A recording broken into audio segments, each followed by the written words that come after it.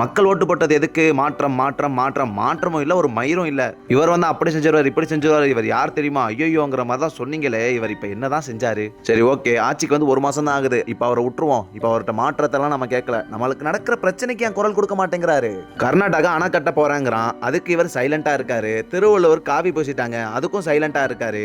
இப்ப இந்த விவசாயிகள் இருக்காங்கல்ல, இவங்க எல்லாம் இவருக்கு ஓட்டு போட்டதுக்கு காரணமே இவர் கொடுத்த வாக்குறுதிகள் தான். அப்படி என்ன வாக்குறுதி கொடுத்தாருன்னா, 5 ஏக்கருக்கும் குறைவா நீங்க நிலம் வச்சிருக்கீங்க, அப்படி வந்து கூட்டுறவு வங்கியில பயிர் கடன் வச்சிருந்தீங்கன்னா அதை நாங்க முழுமையாக தள்ளுபடி பண்ணிடுவோம்னு சொல்லியிருந்தாரு.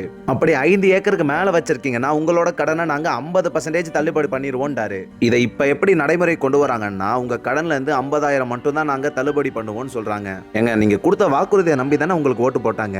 என்னது இது? திருச்சிக்கு போறீங்க, அங்க நான் மக்களுக்கு என்ன செய்ய போறேன், என்ன திட்டம் கொண்டு வரலாம், எதுல இம்ப்ரூவ்மெண்ட் காட்டலாம்னு பேசுறதை விட்டுட்டு நீங்க அதை கூட பேச வேணாங்க. நீங்க அங்க அவங்களுக்கு நன்றி சொல்ல தானே போனீங்க. அதை சொன்னீங்களா? ஒன்னும் இப்பயும் என்ன ஆனாலும் எதுக்கு எடுத்தாலும் டிஎம்கே. ஏங்க, இப்ப உங்கள்ட்ட தாங்க பவர் இருக்கு, நீங்க நினைச்சா என்ன வேணா செய்யலாங்க. இப்பயும் டிஎம்கே குறை சொல்லிக்கிட்டு தான் என்னங்க அர்த்தம்? இதுலயே இவரை பார்த்து தெரியலையா? இவர் ஒரு கட்ஸே இல்லாத ஆளு. இவருக்கு தெரிஞ்ச ஒரே விஷயம் மேனிபுலேஷன். அதை மட்டும் தான் அவர் பண்ணிக்கிட்டே இருப்பாரு. அதே மாதிரி இவர்கிட்ட கவனிச்சிங்களா? இவர்கிட்ட ஒரு மேடை நாகரிகம் இருக்கா? என்ன பேசுறாரு பாருங்க, வாயில வந்துருமா. இதுக்கு முன்னாடி ஏதாவது தலைவர்கள் இப்படி டீசென்ட்டே இல்லாம பேசி பார்த்திருக்கீங்க?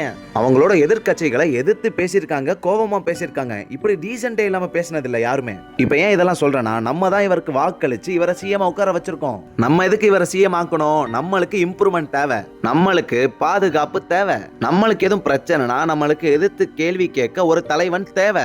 அதனால தானே நம்ம இவரை சிஎம் உட்கார வச்சிருக்கோம். இதை 1 மாசத்துல நீங்க கவனிச்சீங்களா? உங்களுக்கு நல்லா தெரியும், நம்மளுக்கு நிறைய பிரச்சனைங்க வந்துருச்சு. ஆனா இங்க இவ்வளவு பிரச்சனை நடந்துகிட்டு இருக்கு, இவருக்கு அதுக்கெல்லாம் வாயே திறக்க மாட்டேங்கிறாரு, அதுக்கு ஆக்ஷனும் எடுக்க மாட்டேங்கிறாரு. எப்ப என்ன பேசினாலும் டிஎம்கே மேலேயே பழிய போடுறாரு. இப்ப இவ்வளவு பிரச்சனை போய்கிட்டு இருக்குல்ல, இப்ப அவர் என்னமா பேசுறாரு? அவர் கோட் ஷூட் போட்டு வந்தது மத்தவங்களுக்கு பிடிக்கல. யாருப்பா அப்படி சொன்னா? எதிர்கட்சி சொல்லிச்சா, இல்ல வேற எதுவும் கட்சி சொல்லிச்சா, மக்கள் சொன்னாங்களா, உங்களுக்கும் சொன்னாங்களா?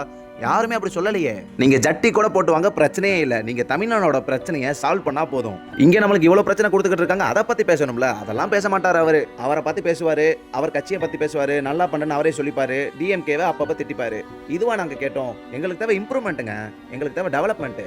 எங்களுக்கு தேவையானதை நீங்க வாக்குறுதி எல்லாம் கொடுத்துட்டு அதை உங்களால செய்ய முடியல, உங்களால செய்யவும் முடியாது. இன்னைக்கு பாத்தீங்கன்னா அமைச்சரவை கூட்டம். விஜய் சிஎம் ஆனதுக்கு பிறகு முதல் அமைச்சரவை கூட்டம் 10:05 முதல் 11:20 வரை. அப்ப அந்த அமைச்சரவை 75 நிமிஷம் தான் நடந்திருக்கு. அதுல 436 திட்டங்களை குறித்து ஆலோசனை நடந்திருக்கு. அதை பத்தி சிடிஆர் நிர்மல்குமார் சொல்றாரு. இவர் சட்டத்துறை மின்சாரத்துறையோட அமைச்சர். அப்ப அப்படி பார்த்தா ஒரு திட்டத்துக்கு இவங்க கொடுத்த டைம் வெறும் 10 செகண்ட் தான். இங்க என்ன வேல்ட் ரெக்கார்டா நடக்குது? 10 செகண்ட்குள்ள எப்படியா ஒரு திட்டத்தை கேட்டு என்னையா ஆலோசனை பண்ணீங்க? இல்ல இவனுங்க என்ன பண்ண போறானுங்க, என்ன கதியாக போதுன்னு தெரியல நம்ம தமிழ்நாடு.